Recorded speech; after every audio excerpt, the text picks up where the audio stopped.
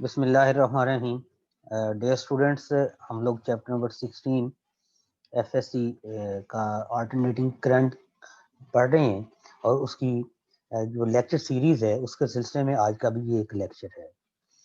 बेटा, जब हम लोग बात करते हैं एसी सर्किट्स की तो there are two types of circuits. कुछ को हम कहते हैं डीसी सर्किट्स, ऐसे सर्किट्स जिन्हें एनर्जाइज किया जाता है विद डायरेक्ट करंट डीसी, और ऐसे सर्किट्स जिन्हें एनर्जाइज किया जाता है विद एसी सोर्स, उसे हम एसी सर्किट्स कहते हैं। एक बड़ी इंपॉर्टेंट बात है कि बेटा जो डीसी सर्किट होता है इसका बेसिक सर्किट एलिमेंट रेजिस्टर होता है, जबकि जो एसी सर्किट है उसका बेसिक सर्किट एलिमेंट रेजिस्टर के साथ साथ इंडक्टर भी है और कैपेसिटर भी है। तो हम अब क्या करेंगे, हम इंडिविजुअली बारी बारी हम लोग बिहेवियर ऑफ एसी को डिस्कस करेंगे through resistor, through capacitor, through inductor. तो बेटा जो आप आज का हमारा लेक्चर है, this is about AC through resistor. बेटा हम लोग देख सकते हैं कि ये एक रजिस्टर है। रजिस्टर का ये सिंबल होता है। तो अगर मैं रजिस्टर के सिंबल को यहाँ पे बनाना चाहूँ तो हम इसे बड़ी आसानी से यहाँ पे ड्रॉ कर सकते हैं। और इस रजिस्टर के अक्रॉस हमने एक एसी सोर्स लगाया है। This one is the AC source. तो होगा क्या बेटा कि हमें पता है कि in first half cycle from 0 to T by 2, हमने जब लास्ट लेक्चर में बात की थी, लेट्स सपोज ये वाला टर्मिनल पॉजिटिव है और ये नेगेटिव है, तो conventional current will flow downward from positive to negative. और in next half cycle from T by two to from T by two T, ये पहला हाफ साइकिल, ये दूसरा, तो ये पॉजिटिव वाला नेगेटिव हो जाएगा, पोलैरिटी रिवर्स हो जाएगी और जो नेगेटिव टर्मिनल था वो पॉजिटिव हो जाएगा।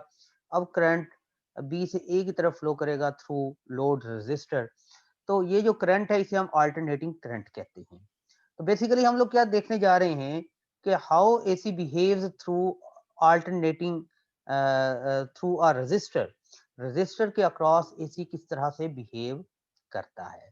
बेटा जो हम एसी वोल्टेज यहाँ पे अप्लाई कर रहे हैं, this voltage is given by, हम इसकी इक्वेशन लिख सकते हैं, V equals V not sine omega T या थीटा। यहाँ पे फेज कांस्टेंट जीरो ले रहा हूँ, फाई नहीं ले रहा, ओमेगा टी प्लस फाई नहीं ले रहा, अकेला और ओमेगा टी ले रहा हूँ। तो हमारे पास इक्वेशन आई वोल्टेज की, जो वोल्टेज यहाँ पे प्रोवाइड किया जा रहा है that is given by V equals V not sine omega T. तो सबसे पहले बेटा हमने ये आर्टिकल लिखते हुए सबसे पहले तो हमने ये सर्किट डायग्राम ड्रॉ करनी है। सर्किट डायग्राम के बाद हमने वोल्टेज और करंट की इक्वेशंस लिखनी है। वोल्टेज की इक्वेशन तो है, जो alternating voltage instantaneous voltage generate कर रहा है एसी जनरेटर, उसकी इक्वेशन कुछ ये है। अब हमें पता है बेटा according to Ohm's law V किसकी इक्वल होता है, आई आर के, और वी नॉट जो कि पीक वैल्यू ऑफ वोल्टेज है, this will become equal to I naught R, where I naught is the peak value of current sin omega t as it is यहाँ पे आएगा। तो अगर मैं R को R से कैंसिल कर दूं बेटा I will be left with equation I equals I naught sin omega t। तो बेटा हमने सबसे पहले सर्किट डायग्राम ड्रॉ की। आफ्टर दैट हमने वोल्टेज और करंट की इक्वेशंस जो हैं वो लिखी हैं। अगर हम दोनों इक्वेशंस को देखें तो दोनों का जो फेज एंगल है वो ओमेगा टी है, यानी वोल्टेज में भी ओमेगा टी है साइन ओमेगा टी, और इधर करंट भी साइन ओमेगा टी है, तो दोनों का फेज सेम है ओमेगा टी। इट मींस अगर मैं दोनों का ग्राफ ड्रॉ करूं, लेट्स सपोज कि हमने इसे इससे पहले बात की, theta is equal to omega T, या फिर ओमेगा को हम क्या कहते हैं, 2 pi over capital T into small T. हमने टाइम लिखा कि जब टाइम जीरो होगा तो थीटा या ओमेगा टी भी जीरो होगा। जब टाइम क्वार्टर हो जाएगा कैपिटल टी बाई 4, तो theta will be equal to 2 pi over capital T into small T क्या है, कैपिटल टी बाई 4, ये क्या हो जाएगा, पाई बाई 2 रेडियन। सिमिलरली अगर इसी फार्मूले में हम तमाम वैल्यूज इंसर्ट करते जाएं, जैसा कि हम इससे पहले पिछले लेक्चर में चीज़ों को देख चुके हैं, when small T is equal to t/2 यानी 2t/4 एड अप हो जाएं तो theta will become equal to pi radian, आप करके देख सकते हैं इस फार्मूले में। When small T becomes equal to 3t/4, 3/4 आ जाएं, theta will be equal to 3π/2 radian. और when small T is equal to capital T, theta will become 2π radian. अब बेटा हमारे पास इक्वेशन है v equals v not sine omega T या theta. अगर मैं at t is equal to 0 पे देखूं, बेटा v की वैल्यू ओमेगा टी 0 हो जाएगा और साइन 0 0 होता है तो v विल बी 0। इसी तरह अगर मैं एट t इक्वल्स t/4 पे देखूं तो थीटा क्या था, π/2 था, तो v क्या हो जाएगा, v not sine omega T या थीटा π/2 है और साइन π/2 1 होता है, तो ये क्या हो जाएगा, v नॉट मैक्सिमम वैल्यू आ जाएगी। इसी तरह हम आगे चलें और अगर हम लोग देखें at small T is equal to capital t/2, जहां पे थीटा बना था पाई रेडियन, तो v will be equal to v not sine pi, again 0 होता है बेटा, साइन पाई 0 है तो ये भी वोल्टेज भी 0 हो गया। अब अगर हम इसी तरह आगे चले जाएं, अगर बेटा मैं थीटा की टाइम लिखूं 3t/4, थीटा 3π/2 हो जाएगा, साइन 3π/2 -1 होता है, v will be equal to minus V naught. और जब स्मॉल टी को कैपिटल टी के इक्वल लिखूंगा तो थीटा इक्वल हो जाएगा 2π रेडियन और साइन 2π रेडियन 0 होता है, अगेन वोल्टेज की वैल्यू जो है वो 0 हो जाएगी। और हमारे पास जो ग्राफ ड्रा होगा वो कुछ ये होगा, मीन्स यहाँ पे हमारा टाइम था 0, यहाँ पे t/4, यहाँ पे t/2, यहाँ पे 3t/4 और यहाँ पे कैपिटल टी। तो 0 पे जब टाइम 0 था, अभी हम देख रहे थे वोल्टेज की वैल्यू 0 है।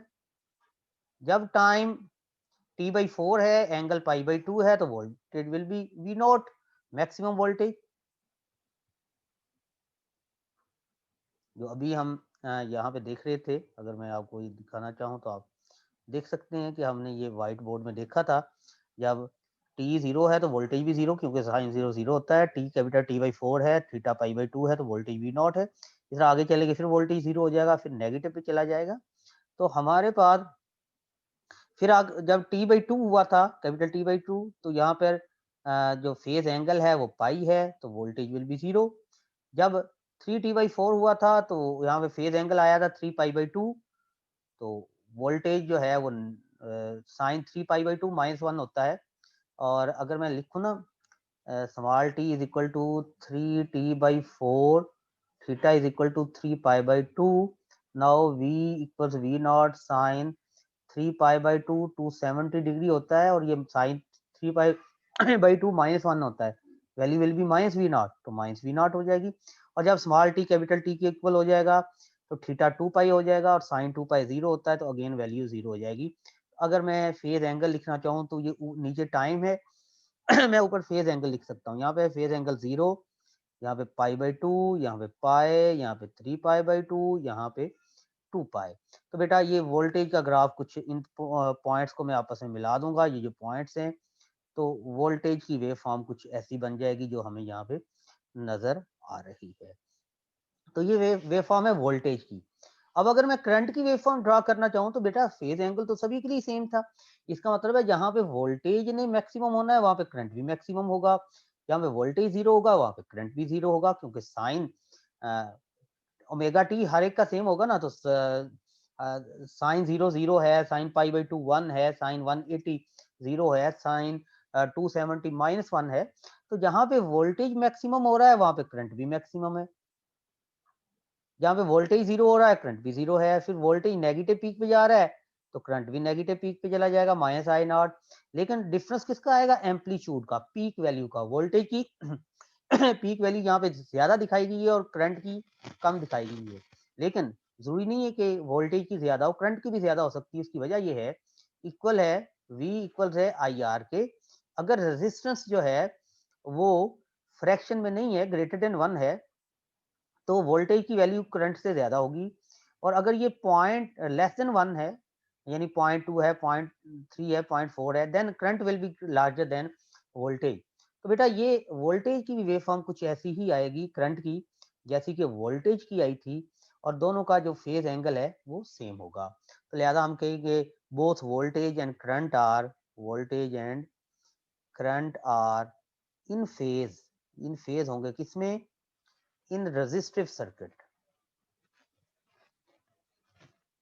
रेजिस्टिव सर्किट में ना तो कोई करंट फेज लैग कर रहा होगा, ना कोई फेज लीड कर रहा होगा, both will be in phase, यानी दोनों की वैल्यू इकट्ठी मैक्सिमम होगी और इकट्ठी जो है दोनों की वैल्यू 0 होगी।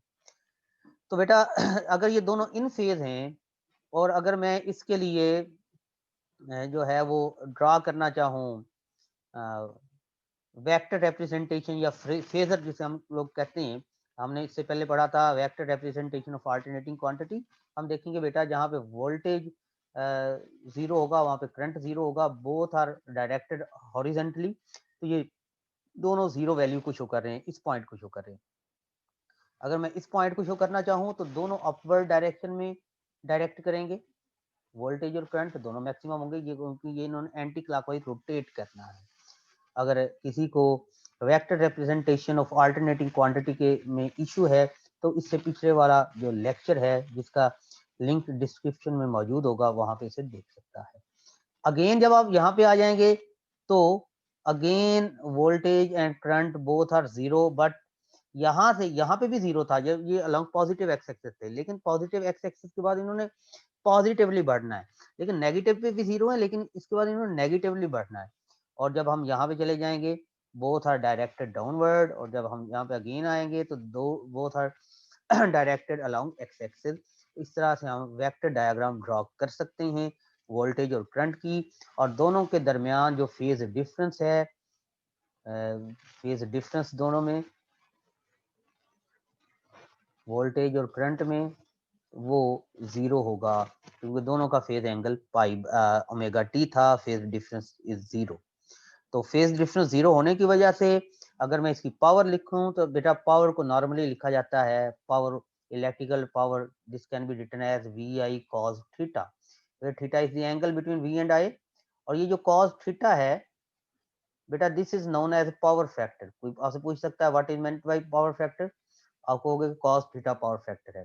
तो इन रेजिस्टिव सर्किट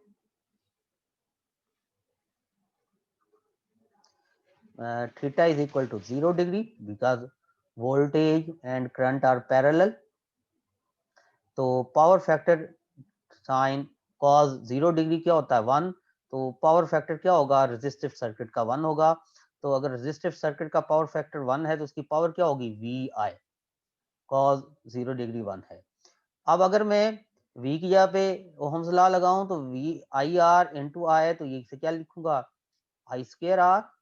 इसी तरह P इक्वल्स वी आई, और I की अगर वैल्यू लिखूं तो I क्या होता है V ओवर R है, तो this can be written as V square over R। This is the power through AC